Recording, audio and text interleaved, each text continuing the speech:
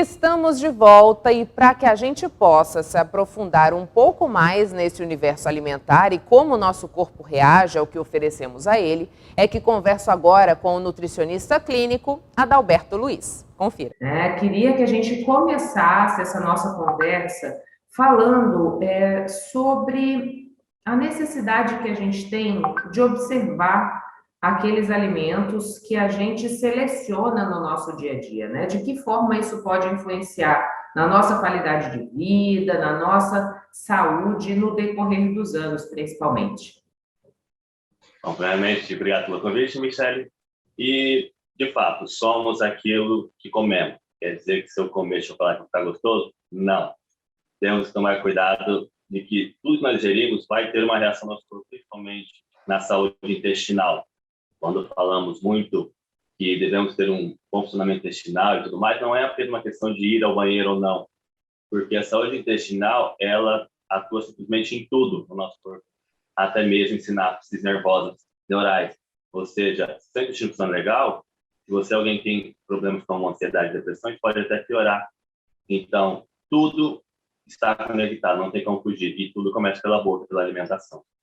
Queria que a gente pudesse explorar um pouquinho mais de que forma uma alimentação inadequada pode trazer prejuízos para o nosso intestino, como você disse, né? A gente precisa ter uma boa saúde intestinal. Então, você explica um pouquinho para a gente como é o funcionamento desse órgão e de que forma ele é atingido por uma má alimentação? Muito bem.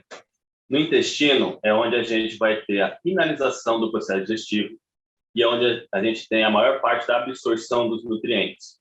E tudo isso é gerado por bactérias que estão ali dentro. São vários tipos, várias espécies, e a prevalência dessas bactérias é determinada exclusivamente pelo nosso tipo de alimentação.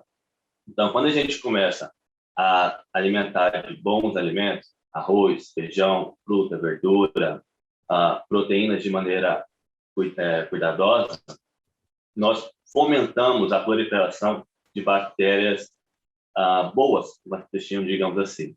Quando a gente começa uma alimentação mais rica em sal, gordura, alimentos que colocamos como mais inflamatórios, quando a gente fala de alimentos inflamatórios, é justamente isso. Eles vão mudar a composição das bactérias, vão mudar a prevalência das bactérias no intestino, e essas bactérias que vão desenvolvendo ali não são benéficas porque elas começam a produzir muitos substratos nocivos do organismo, muitos radicais livres, muitos gases e tudo mais.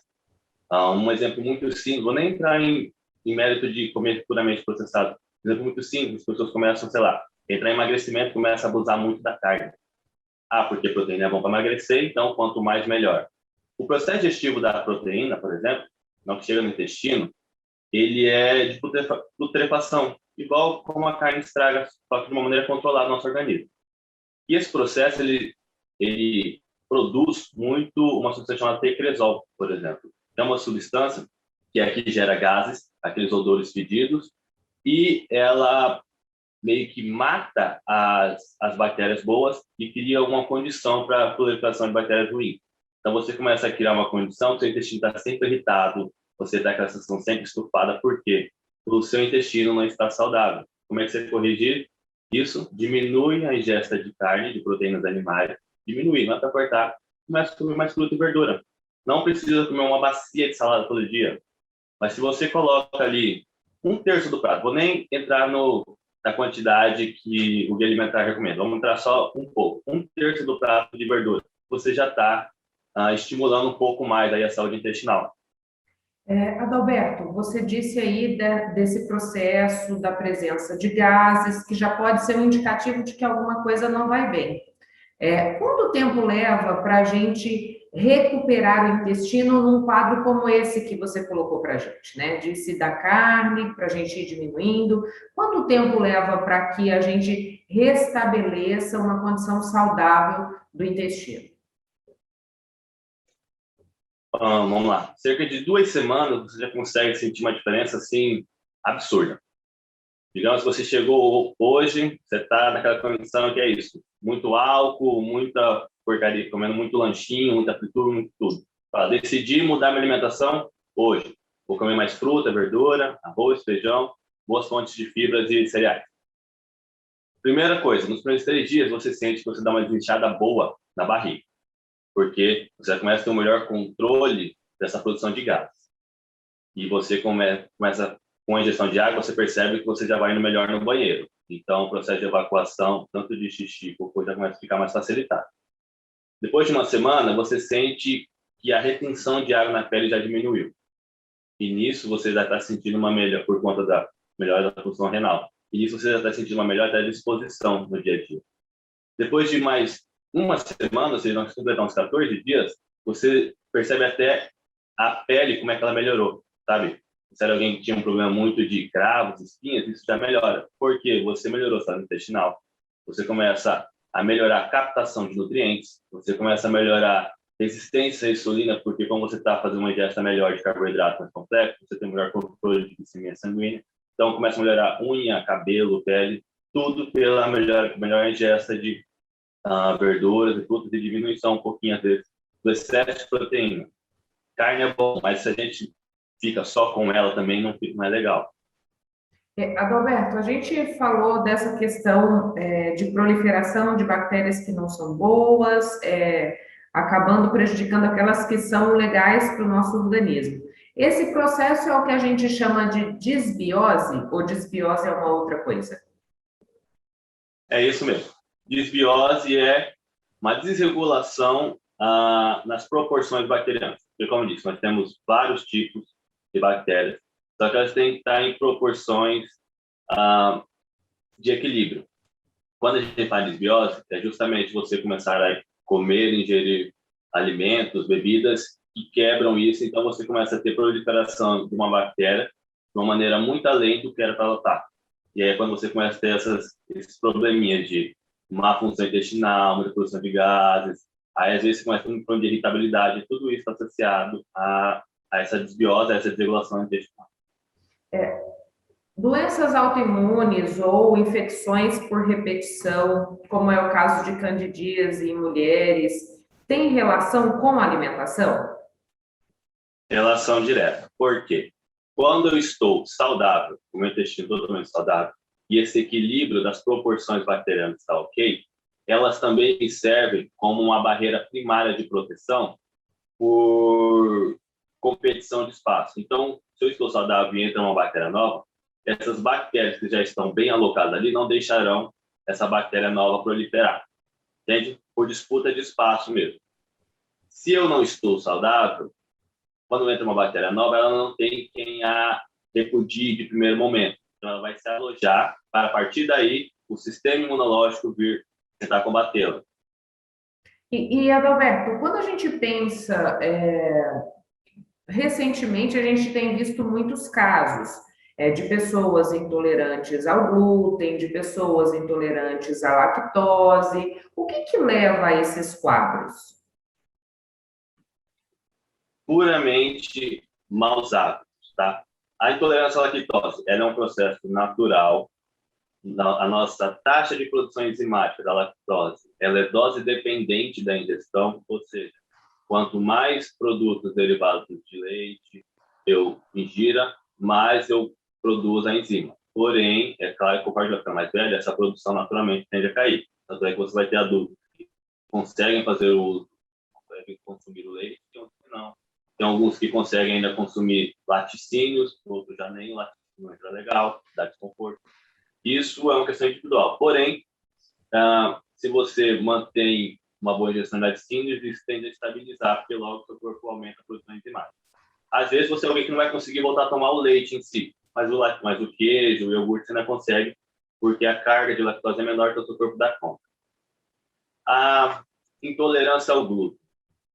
Muitas pessoas têm, mas muitas acham que têm, no sentido de a pessoa ter um mau hábito, uma rotina mais puxada, come muito na rua e tudo mais, e aí ela percebe que toda vez que ela come um salgado com uma Coca-Cola na rua, ela fica mal, fica enjoada, fica estupada. Qual que é a associação que ela faz? Que o pão daquela esfirra que ela comeu fez mal. que aí ela parou de comer esfirra e de repente se sentiu um pouco melhor. O problema não foi o pão, o problema foi a condição toda, entende?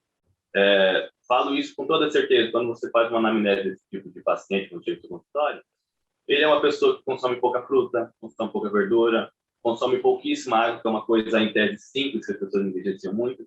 Ou seja, o problema não foi a fonte do trigo, sabe, aquele elemento de fonte de trigo, e sim todo o ambiente que a pessoa tem vivido. E da mesma forma que eu falei da lactose, se você está com esse desconforto consumindo alimentos à base de trigo, você também consegue melhorar melhorando a ingestão de outros alimentos e aí fazendo uma reintrodução de novo de alimentos com de trigo. Então, assim, tira tudo, tira o pão, tira os negócios e volta a comer arroz, feijão e verdura.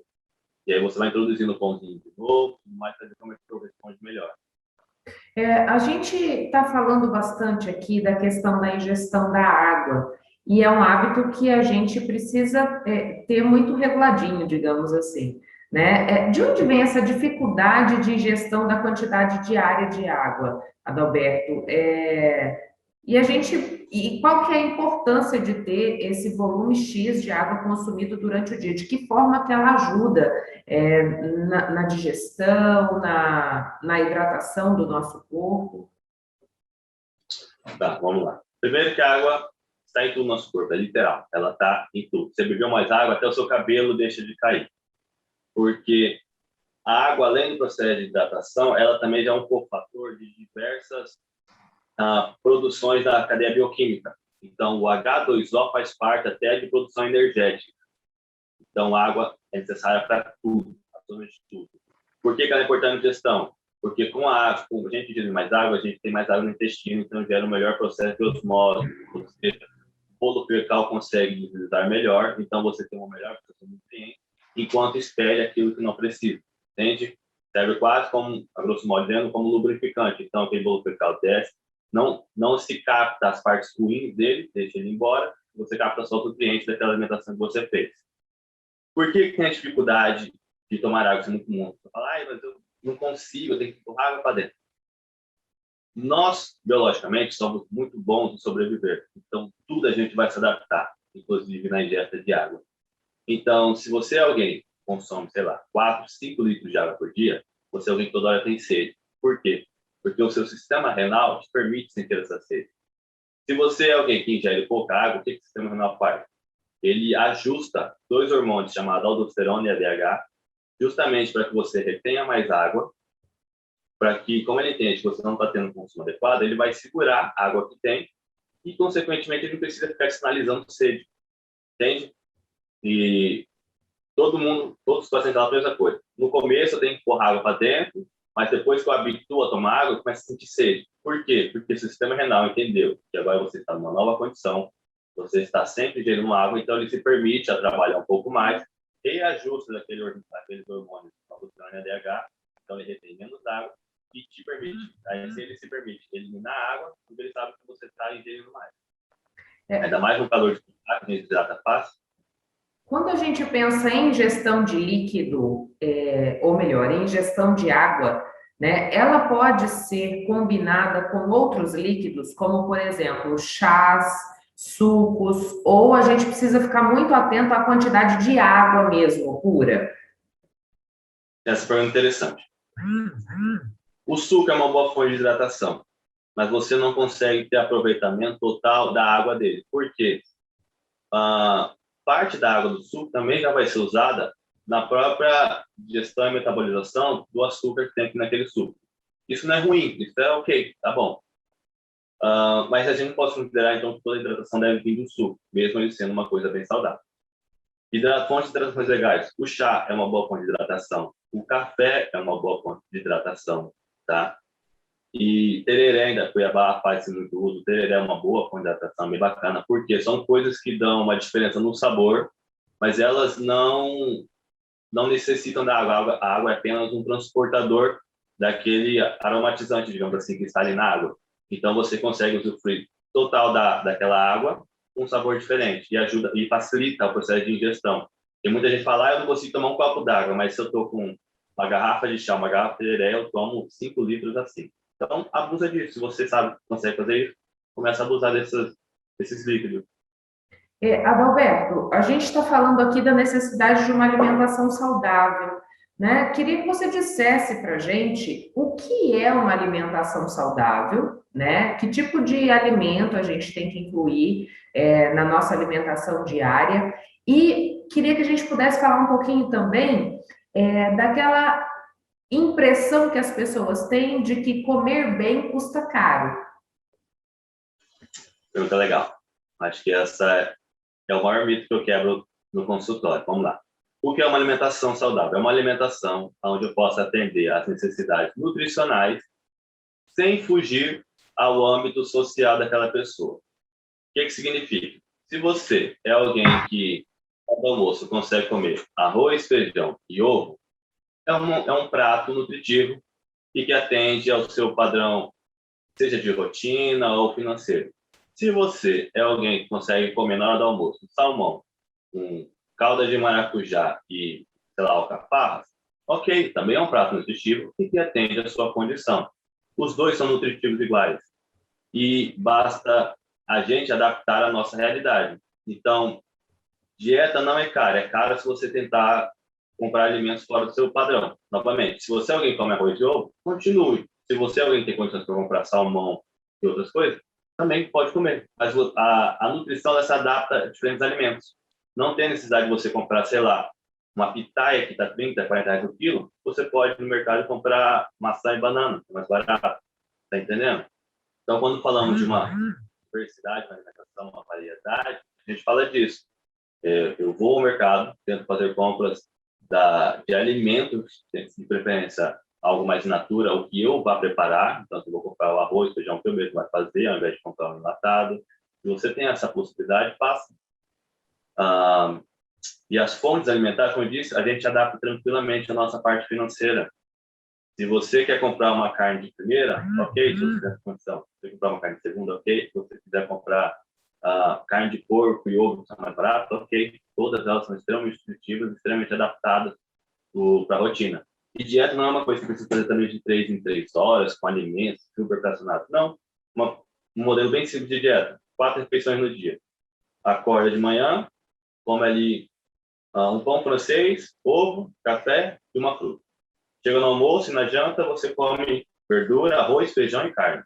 No lanche da tarde, você leva aí, sei lá, um pãozinho, um requeijão e mais uma porçãozinha de fruta. Ou seja, eu usei só alimentos básicos, tranquilos, e foi uma refeição completa no dia extremamente nutritiva. Intervalo, um instante só e a gente volta, não saia daí.